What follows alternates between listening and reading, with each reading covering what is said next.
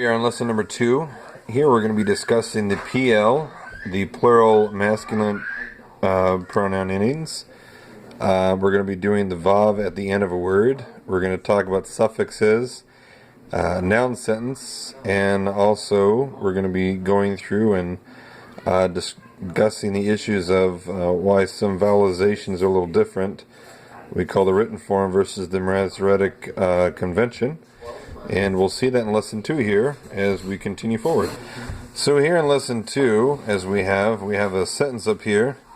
Vaydaber Elohim el Moshe vayomer alav ani Adonai. Alright, so here we're going to be breaking down, as you can see here in 2.2, the issue of Vaydaber. Alright, so what is Vaydaber and how are we going to find the root? And so, once again, as you learn in chapter 1, we're going to break away the vav because we know the vav is a vav conversive.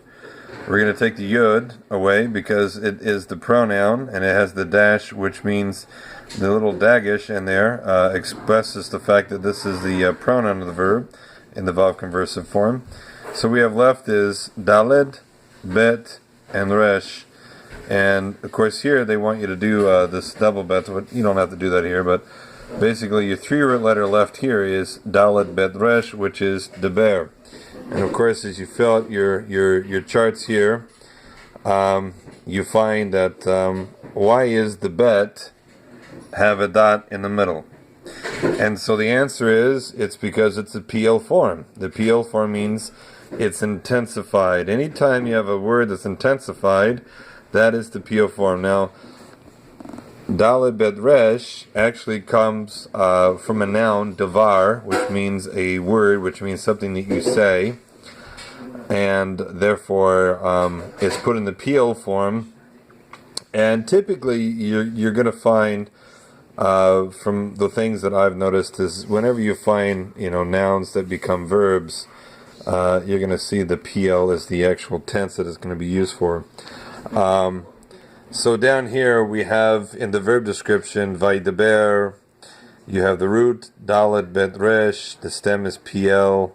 And remember the stem, we're talking about what is the binyan or what is the actual chart that you're going to be using this, and we'll see this in a second here. So here's the chart. Now this is the one that you can find on my website, where you can take your roots that are whole. And this is the PL, and of course over here we got the present tense, future tense, and the past tense forms. And if you just put the root letters in this place, you can actually pronounce the actual word. So if I put Dalet Bet Resh, it's D bar T. Alright, I spoke. So here we're looking at this chart, and of course I don't have the vav conversive form on here, which is not that important. But we know that if we actually go through these charts, you have the present tense, the future tense, the past tense. This here is basically it's a double of verb. It's used when you want to double emphasize something, or if you want to express extremis to it, like you would put Dalet Bet Resh, which is daber, and then of course you say in the past tense or the future tense. So if you wanted to say deber, dibarti, spoke, I spoke, means I surely spoke. That's how you would translate it. If you said deber, daber, speak, I will surely speak. Or you could say I spoke and I spoke again. That's the doubling of what it's saying here. Speak, I will surely speak. Okay. Then of course you have here the command. I'm trying to get the glare out of here. There we go, it's a little better. So here you have the command form, and this of course would be masculine, feminine plural, feminine plural, and then you have the infinitive absolute, which is when you would never use the word to in the sentence, and then of course you have the infinitive with the actual lamed preposition added to it. So lidaber, which is where you'd say here, so to speak. So here, these three are the construct, the absolute, and this is when you're going to be basically saying speaking, but not to speak. All right. And this is, this is the chart. So this is the PL chart that we'd be using. And the book, which we'll show you in a second here, you'll see. So in the book here, we have the PL, and we have, this is for strong verbs, right? We have here the actual past tense form, the future tense form, the present, the command form, the present, and then of course the infinitive form. And they don't have in here the vowel conversive, but we know that based on this exact thing, which you're going to see with the verb chart we did earlier, the exact same forms, if you look at here and you want to go backwards, you'll see the exact same vowels are used. This shows us this is exactly how every whole verb in the PL form is vowelized, and if I utilize the same vowel points and leave the 3 places blank for the root, you have exactly what you would say in the future, past, present, and command form. Alright? So here in this thing, we're basically saying that we know that this bird, Dalet Bet Resh, because the second root letter, which is the bet here, has a dot, it means it's a PL verb. So any verb that has the second root, a dot, is the PL verb. Okay? And of course we have the third person masculine singular, and the special feature is the vowel conversive.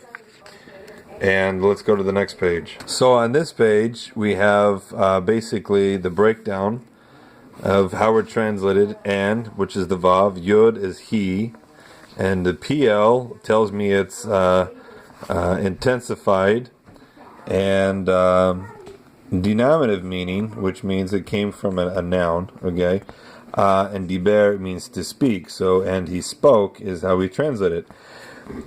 Here we're going to identify what is Elohim. Elohim is the subject. Remember we talked about earlier that the verb and afterwards, if you see a noun, that typically shows you that this is the subject of the verb. The only way you would know it's not, it's because it's what he said. And that'd be the contextualization of how you would have to identify it. So we have the word Elohim, which is the subject of the verb. And here we see the word Elohim as a yud and the mem. So if I took this, you see yud mem. That tells me it's plural. Okay? So interesting enough, you got to see this word Elohim, which is plural, which would mean like gods. And yet, the verb here is singular. That's why you see here the yud and vaydeber. Alright? So, why is it Elohim and this is vaydeber is singular? We learn that from the grammar that we're to see this Elohim as being a singular, not a plural subject. Okay? Because the verb always has to agree with the subject. And the subject is plural, but the verb is singular. In this case, it's the verb is telling you that the subject is to be regarded as singular. So there's no gods, it's God. That's how you understand it. El is the preposition, which means to. And you see this thing here, it's called a makef. It's a dash that's placed right after El. And we'll see that up here. You see we see El, and you see the makef, and then Moshe. The makef tells me that El is associated to the next word.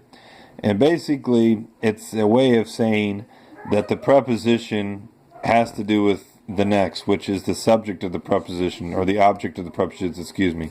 So El Moshe is unto Moshe. Alright? And then we have here Moshe.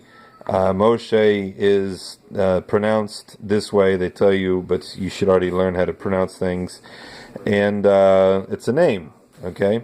So Vayomer, we've already crossed this before. You know what Vayomer is, so you should be able to say Vayomer is Aleph Memresh is the root, Kal is the binyan. Why? Well, let's go back to the binyan chart again.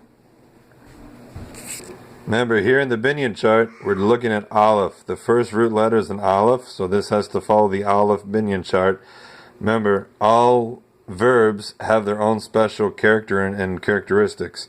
And depending upon what they have is going to depend upon what chart they need to use.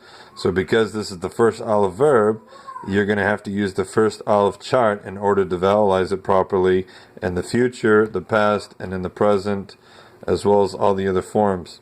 Okay? So here we have to put it as in Kal, prefix. Why? Because the Yud is in the front of the verb, so it's prefixed. Third person masculine singular, and of course Vav conversive, because you have the Vav, the Batach, and the Dagish, it's in the Yud. Now we get to this next part where it's elav. What is elav? Well, we know what el was because we see over here el meant two, but here is something different to it. So here we're learning about the fact of how prepositions can have pronoun endings. And in this case, the pronoun ending, which is vav, means he, to him. So that was how we pronounce it. We don't say to he. Of course, he is just telling you that's masculine and it's a third person character. So you say to him. And when we look at elav, I'll show you a chart so you can see this. And we can see this more clearly how el with all the pronouns can be done. Okay, so here's el. And here's the pronouns: elai, unto me; elecha, unto you; alaich, unto you feminine; elav, unto him; eleha, unto her; aleinu, unto us; elechem, unto you plural; alechem, unto you plural feminine; alehem, unto them; alehen, unto them feminine. And this is how we have in this part. This is our preposition chart that we use, which is on the site, so that you can see that a preposition can have a pronoun ending to it. And when the pronoun ending, it has to follow. As you notice, once you get into the preposition with the pronoun ending on these words, well, on this word specifically, you notice that the yud is added. So the yud is kind of a part of the characteristic, but it's not the pronoun, okay? The only time it's the pronoun is when you have the first person. When you get to the second person, the third person, first person, second person, third person plural, you notice that yud is just kind of there. It has to be added. It's just part of it. It's part of the thing you have to memorize and know that this is just how it works. So that's the el preposition chart, and we'll get forward to the next part of our lesson and our next video.